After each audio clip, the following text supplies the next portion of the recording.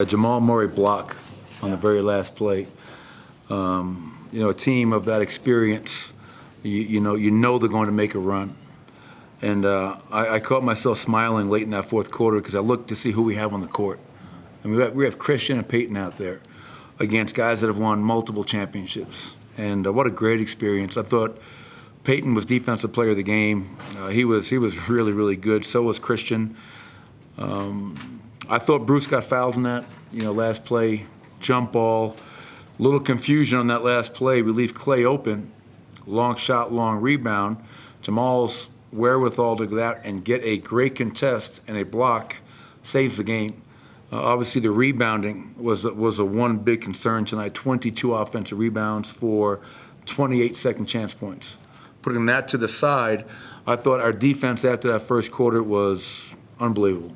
You hold that team to 40% from the field and 9 of 42 from three. Just tremendous scramble, fly-around mentality, multiple effort. That's a big win for us. And we did it some young guys that, you can't talk about being in those situations. You have to be in them to learn and grow. And I think our guys definitely benefited from it. In what way did Peyton maybe surpass your expectations of him? This is really only his second game he's played meaningful minutes. I said to him about a week ago, all the reports we got from Grand Rapids, all the reports I get from our play development coaches, our strength coach Felipe, our training staff, have all marked at different times how much better Peyton's gotten this year. Well, what does that mean? He's gotten better as a player. He's gotten stronger. He's becoming more mature, understanding what it means to be a pro every single day. And, what he did in Phoenix gave me a lot of confidence for him to go out there and play tonight. They play a ton of small ball. We were switching everything on the ball and off the ball. And, you saw Peyton's length and athleticism on full display. 3 blocks, could have been 4 maybe, but, I haven't watched the replay of the one goaltending. So it's just great to see him go out there and take full advantage of the opportunity. Coach, what happened at the end of the game? There seemed to be an issue with the referees. Something was going on. No, Trey was asking me where he should go to dinner after the game. So I gave him a few places. Mobcraft is a place, Skylark Lounge. I gave him a couple of spots that he could go get a good meal in. Michael, it seemed like... I'm kidding, by the way. Clearly. It seemed like Michael Porter did pretty well. They were guarding him with a lot of smalls to, not necessarily back him down, but to get to his spot offensively and shoot over them, and then on the defensive end, hold his own when he got switched on those guys. What stood out about what he was able to do in those kind of mismatches almost? Yeah, 29 points, 11 rebounds. I thought he was tremendous, very efficient night. There's one that, as you bring that up, Vinny, they switched and he got the ball right at the nail. And I think Gary Payton was all into him. He just raised up and shot it over him. And then you talk about the defense. Like, everybody understood with how we were guarding tonight, you had to sit down and guard one-on-one. And I think early on, when he was switching onto a few of their players, he was opening up a little too much, giving them angles.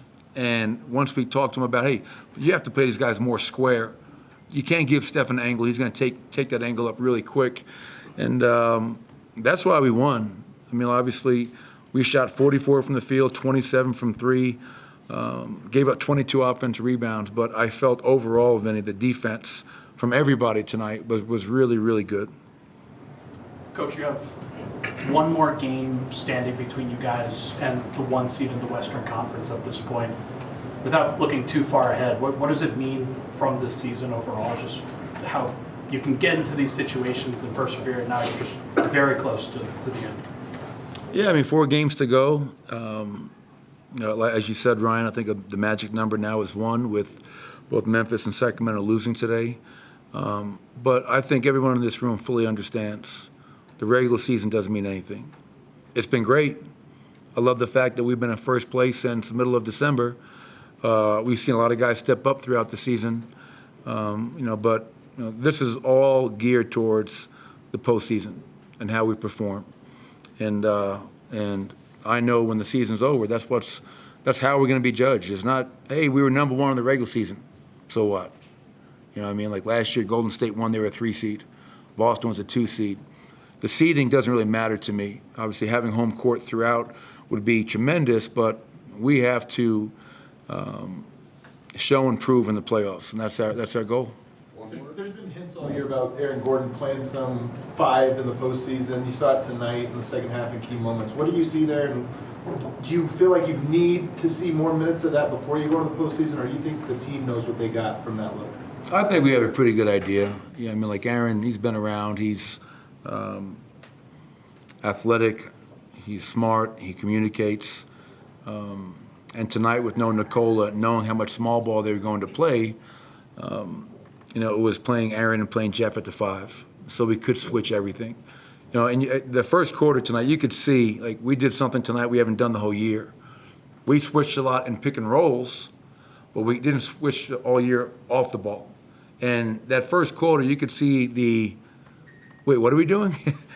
And as the game went on, I thought we got better and better and more comfortable with it. But yeah, I have, whether Aaron's at the 5, the 4, the 3, I have no doubts about his ability to go out there and perform at a high level. Thank you, Coach. You got one? He stole it. He stole it? Yeah. See you guys.